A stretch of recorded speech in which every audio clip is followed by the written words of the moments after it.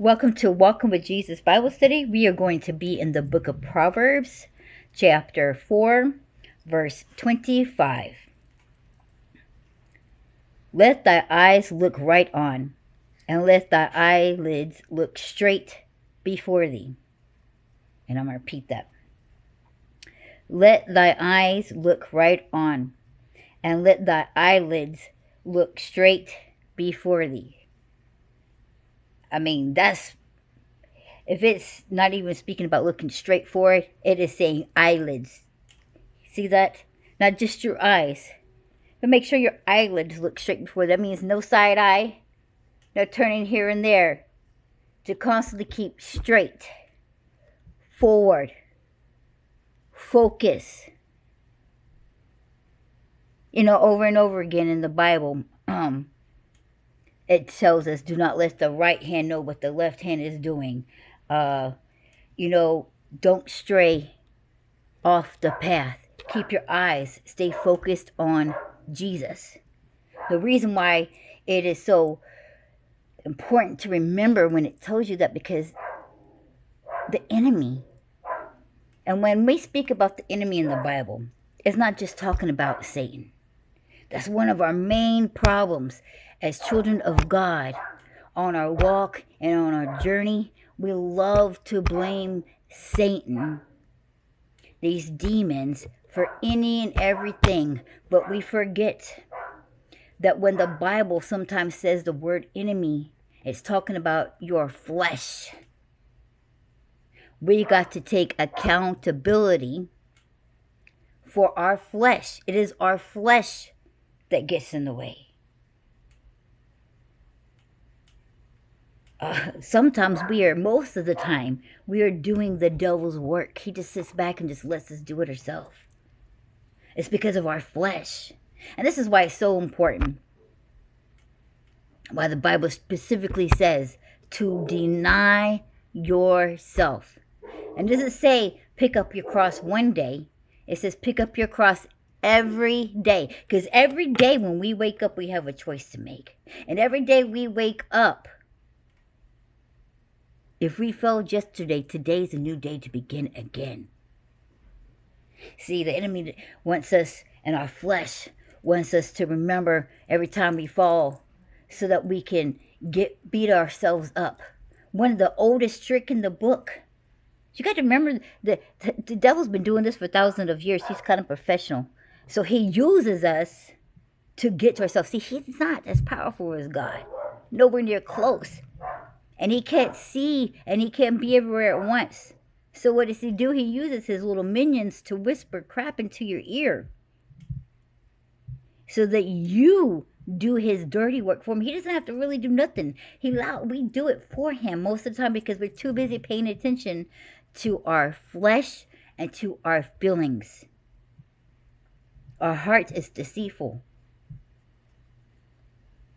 When we walk, when we run, what happens every time you see, which we shouldn't be watching horror movies, by the way, but the point I'm trying to make is when we have watched them, what always happens to the person who was running and they stop and they turn around, or even while they're running, they turn around and look back. They fall. They stumble and they fall. And what? The enemy gets them. That's why it's important. We have to stay focused. We have to stay straight looking forward. Don't even try to veer a little bit to the right or veer a little bit to the left, because your eyelids, if you start going that way, what happens?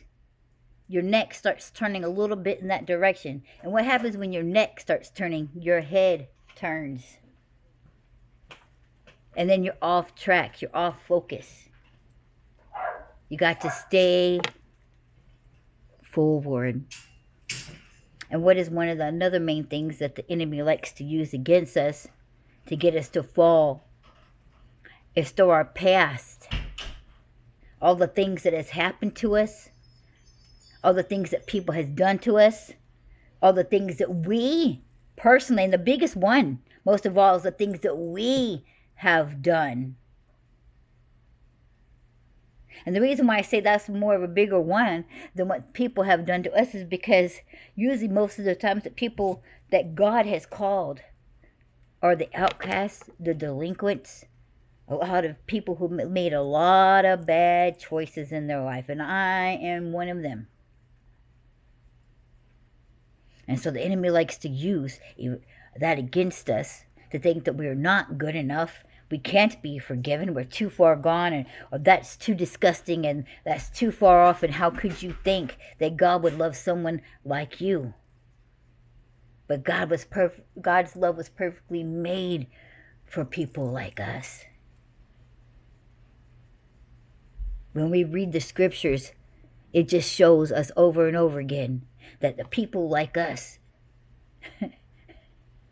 is what he talks about the most, and who he spreads most of his love for, and all throughout the whole entire Bible. It's the ones he uses the most to advance his kingdom. To show, God loves to show how great and mighty and powerful he is. He could have softened Pharaoh's heart after one thing because it was great. But no, he wanted to show, hey, I am God. Look what I can do. And he does that. When you read throughout all the stories in the Bible, he goes to the extreme to show you, I am the great I am. That is my name. And then to prove to you that is the reason why I am called the I am, which means that I am everything. Because when we start off with a sentence and we want to talk about ourselves, we say, I am blah, blah, blah. God is telling you that his name is I am that I am, meaning I am everything. I am the God of everything. I have created everything, for without me there would be nothing.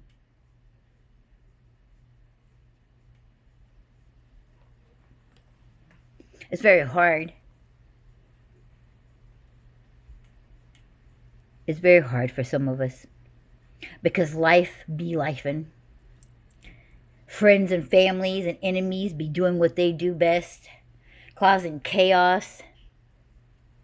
And it's hard. It's hard to be thankful, and it's hard to go forward, and it's hard to look straight when the enemy keeps trying to make you look down on yourself, to feel down. It causes a lot of depression. And then we think, oh, how can I be a child of God? When we go to these churches and we see all these so-called holier than thou people, you look at them and you're like, there's no way that they're experiencing the crap that I'm experiencing. There's just no way. But the truth is, if you really truly belong to God, you are experiencing those things. And the reason why you experience those things, because this will be our only hell. And God is a just God. Everything will be just. Everybody will experience one hell, and everybody will experience one heaven. And if you're on this earth right now, and you're a child of God, this will be the only hell that you will ever know. So every day, when you're suffering and doing all that stuff, just say to yourself, man, I'd rather have this hell than have the hell that everybody's going to face, the one that belongs for eternity, the gnashing of the teeth, the on fire, the torment.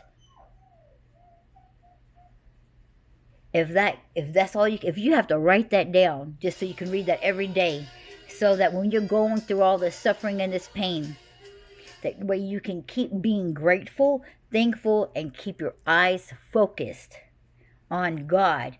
I suggest you write down, because remembering that every day, it helps you. It helps you, because the enemy uses all these things that it gets you easily distracted. And even though you know a lot from this walk, and he does these tricks, it helps to be reminded every day, because he keeps you in your flesh and your feelings. And it's hard to remember when you're caught up in that kind of a storm. So to keep your eyes looking forward, write you some notes that you see every day of little things like this, I'd rather have this hill. Certain things like that to make you stay focused and straightforward.